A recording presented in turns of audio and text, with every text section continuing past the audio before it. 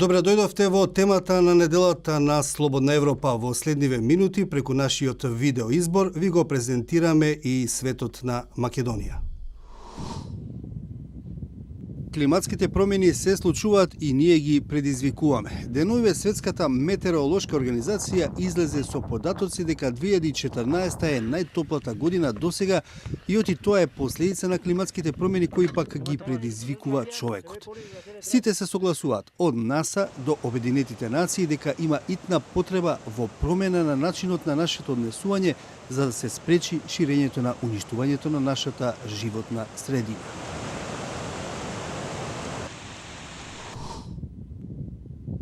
Од топењето на ледниците до полињата во нашата близина, почнуваме да ги гледаме раните фази на лицето на настаните кои доколку не им се пристапи соодветно, драстично ќе сменат планетата и животот на идните генерации.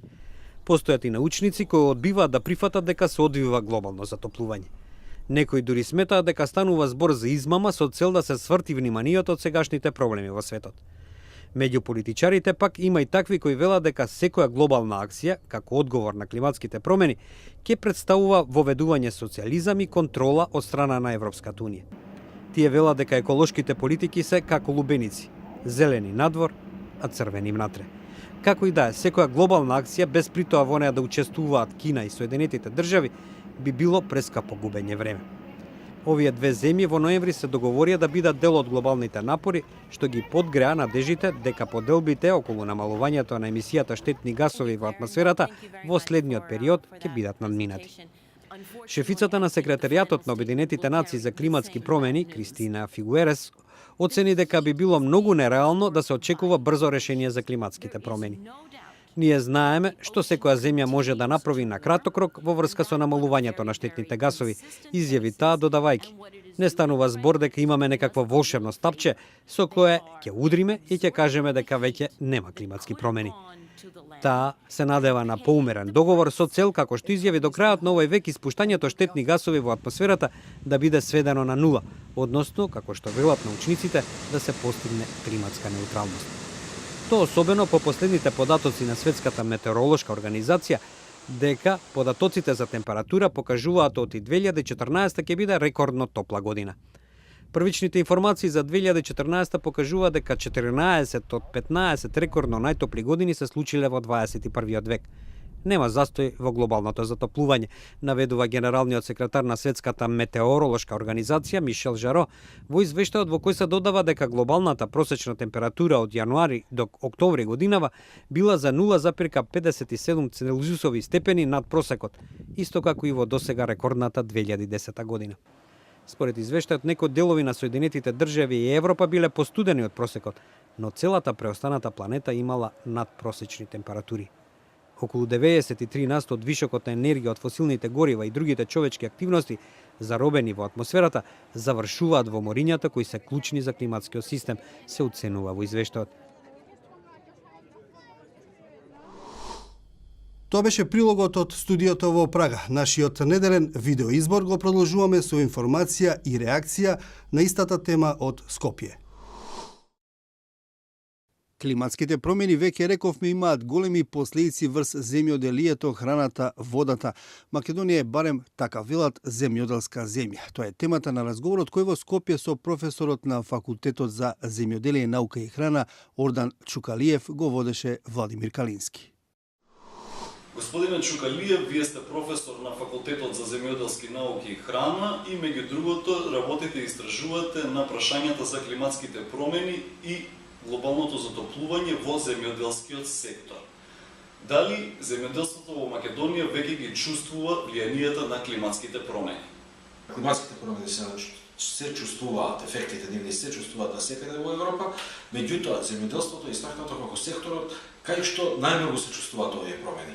Всушност, дали ги чувствуваме или не, можете само да видите од случувањата само во оваа последнава година.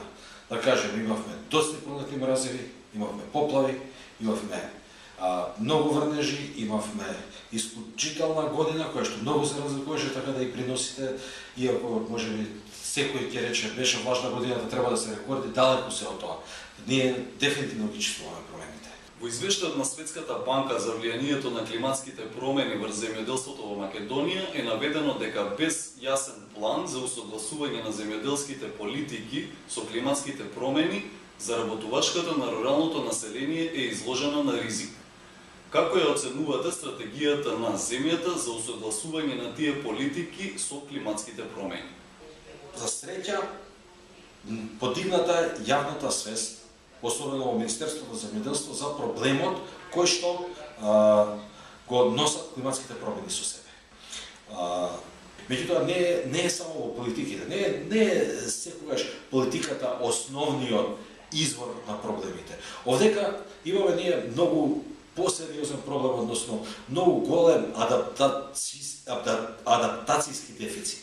Односно, ние имаме многу ниски приноси. Ние се наоѓаме на дното на листата по приноси во Европа. Значи, ние и во сегашните услови не можеме да се носиме со временските прилики. Значи, кај нас приносите многу зависат од времето.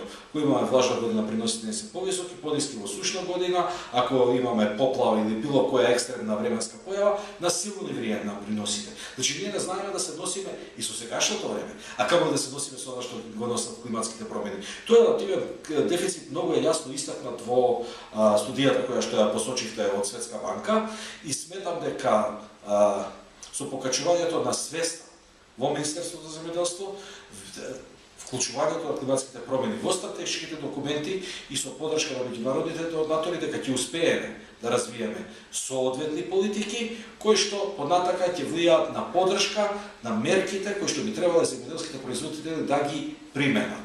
Според истиот извештај, очекувањата се дека во наредните 40 години климатските промени сериозно ќе ја погодат Македонија, дека ќе има зголемување на температурите, дека ќе има намалување на врнежите, недостатоци на вода за наводнување на земјоделските култури и дека тоа би можело да значи намалување на културите на земјоделците и до 50%. Колку Македонија треба да вложи за да се подготви на вакво сценарио?